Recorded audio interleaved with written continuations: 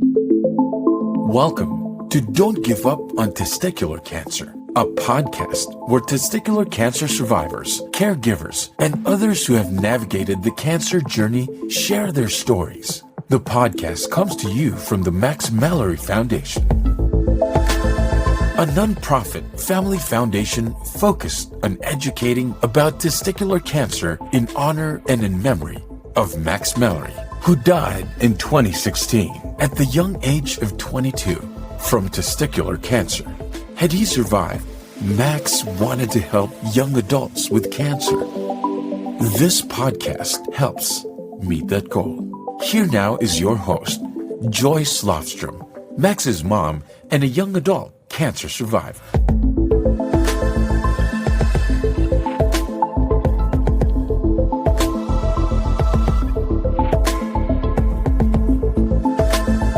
Hi, this is Joyce, and with me today is Dan Korte, and he found out he had testicular cancer in 2008, a diagnosis that he said changed his life forever and led him down a very dark path in life. In 2012, he had the idea to establish Rise Above Apparel for people who have gone through struggles and challenges in life, which he'll tell us about on our podcast today. Then in 2017, this idea became a reality after a coffee shop conversation with a woman he met who changed his life. Dan is here to tell us more about his testicular cancer and the company Rise Above Apparel. So Dan, thanks for being here. Thanks for having me, Joyce. Looking forward to it. Yeah, me too. Well, tell us first a little bit about your company. And I've been looking at the website, Rise Above Apparel. I love your purpose, which is to create a community where individuals who have experienced or are going through difficult situations in life, that they can recover through fitness and nutrition. So tell us about that. Yeah, so we wanted to create a athletic apparel company that had a little bit more than just branding that was targeted towards image. Usually every brand nowadays you look at, it's all around image and how it looks, how it feels. While that's also important, we wanted to focus on stories.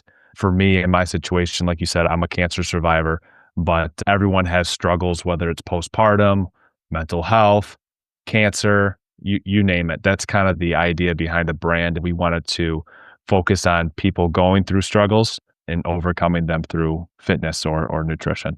That's great. So I know that you learned about testicular cancer in 7th grade. Can you tell us about what happened? Yeah, so it's a crazy story, but so I played sports my entire life, and I was trying out for the 7th grade football team, and I'm going in for my physical to make the team. And when I was meeting with the pediatrician, she had noticed that I had a varicocele on my left side of my testicle. And I had no idea what a varicocele was, and they had explained it to me. And she had recommended that we go and see a specialist to get his opinion. So we went to the specialist, and he did his routine and diagnosis, and I ended up having an ultrasound with him, and we got the results back, and we sat down with him and my parents, and the diagnosis he recommended was that I have surgery to fix the varicocele. And immediately I'm like, wow, I'm in 7th grade. I'm like 12 years old. I'm going to have surgery. He had explained some of the reasons why he wanted me to have surgery, and the effect that the varicocele, if you leave it untreated for so long, it could potentially restrict the blood flow to one of the testicles. So his idea was that, hey, let's be preventative and fix it so it doesn't damage one of your testicles, right? He's like, you might not be able to have kids, blah, blah, blah. So my mom was very concerned because being a mother, she wanted to have grandkids. Yeah. My father on this was more analytical and data driven. So he was like, well, how do the results look? How did the ultrasound come back? And the doctor came back and said, hey, everything looks good. Everything checks out. We have no issues or concerns. He's like, why can't we just watch it instead of having surgery? And the doctor said, you for sure, like you can definitely watch it. He said his recommendation would be to just come back, for yearly ultrasounds just to, get a checkup.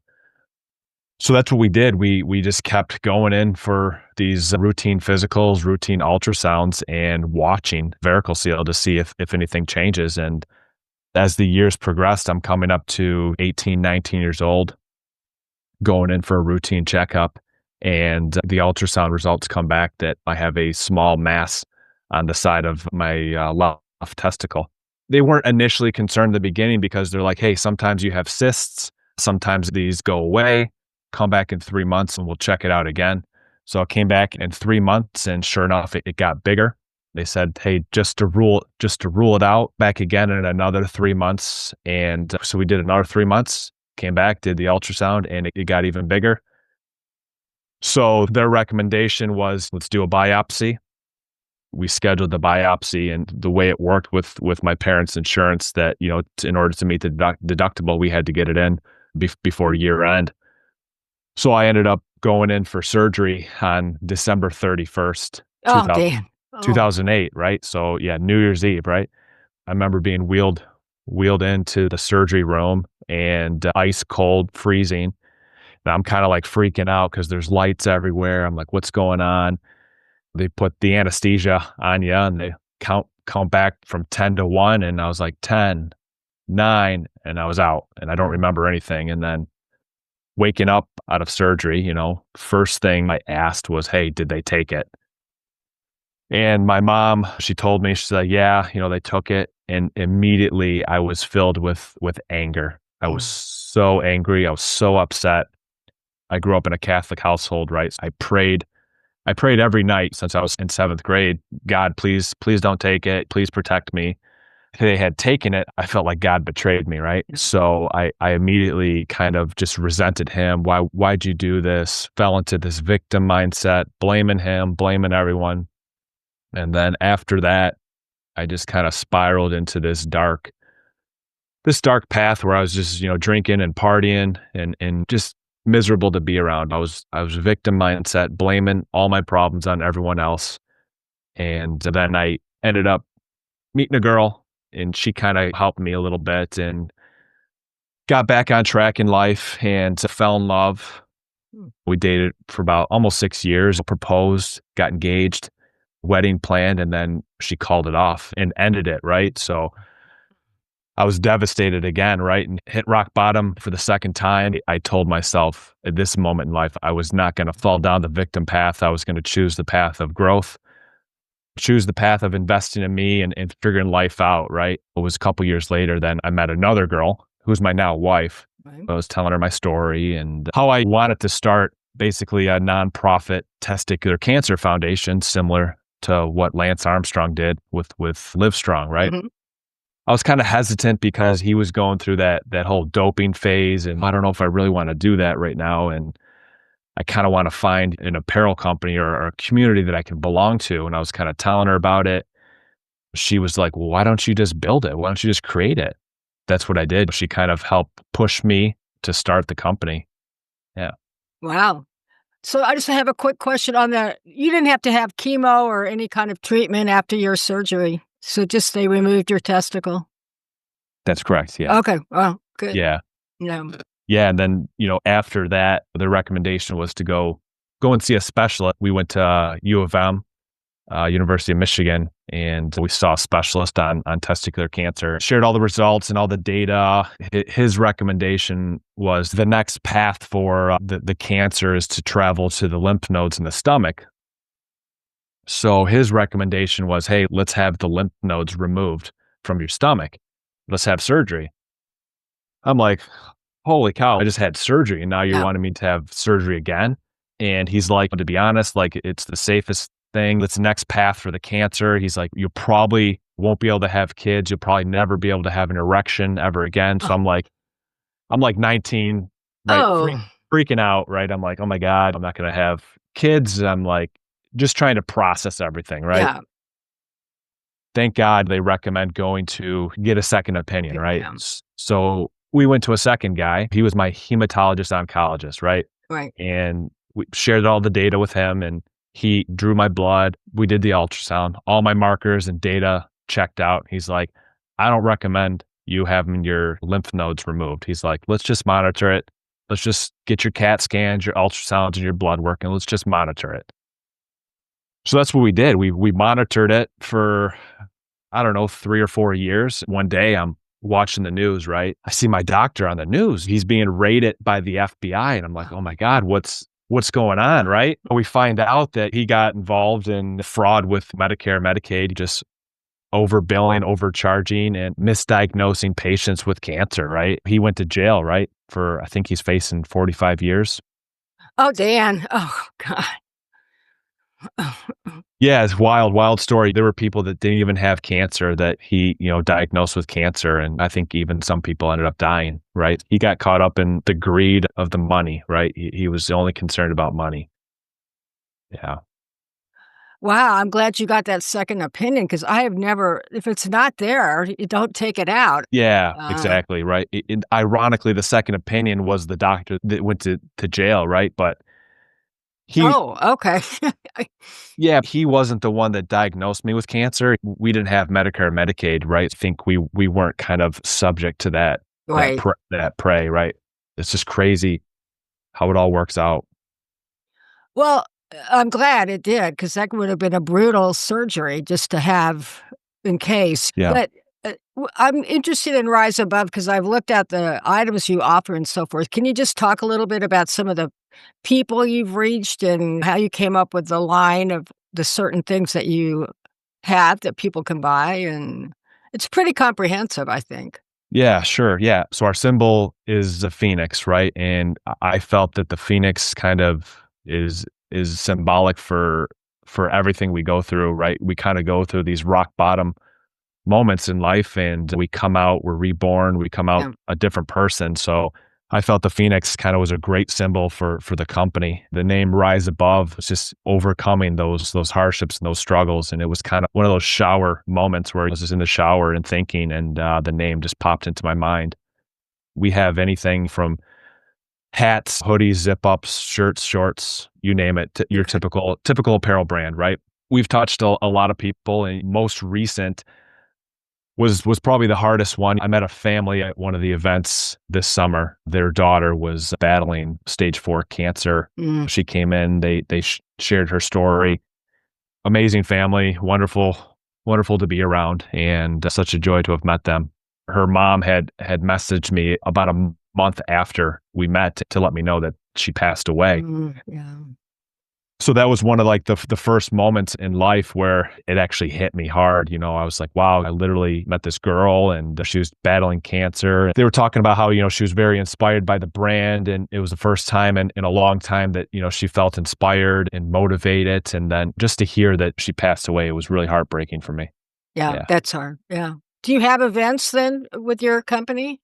Yeah, we do a lot of pop-up events throughout. So a lot of like Okay. we do farmers markets, Christmas markets, holiday markets, things like that. Yeah. Okay.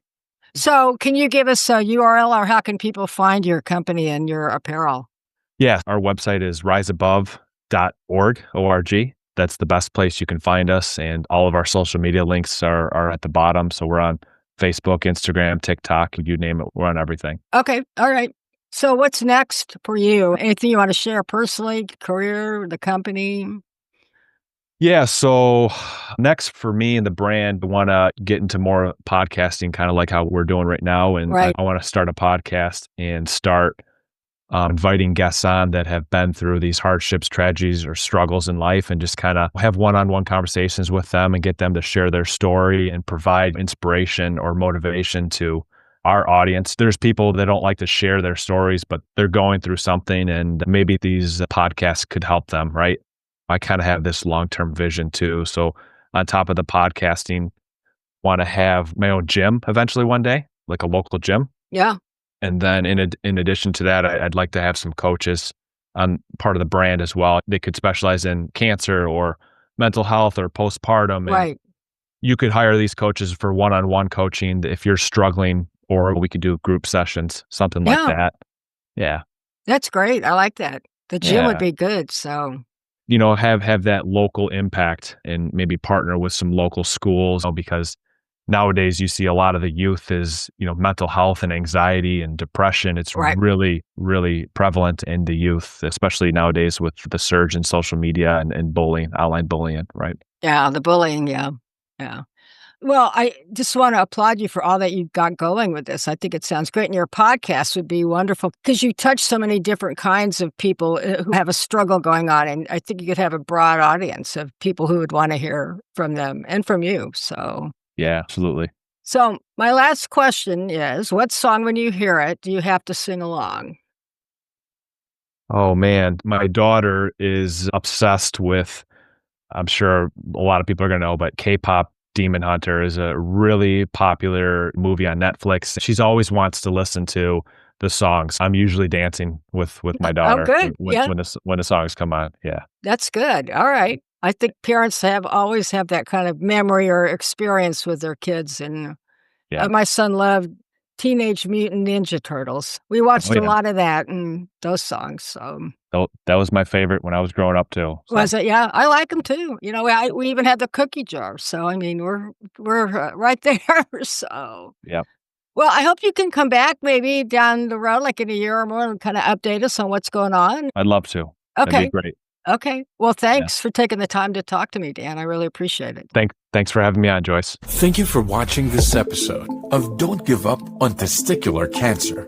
If you enjoyed this podcast, please subscribe to our program on your favorite podcast directory. You can also visit the Max Mallory Foundation at www.maxmalloryfoundation.com/podcast to listen to previous podcast episodes or donate to the foundation. Join us again next time for another episode of Don't Give Up on Testicular Cancer.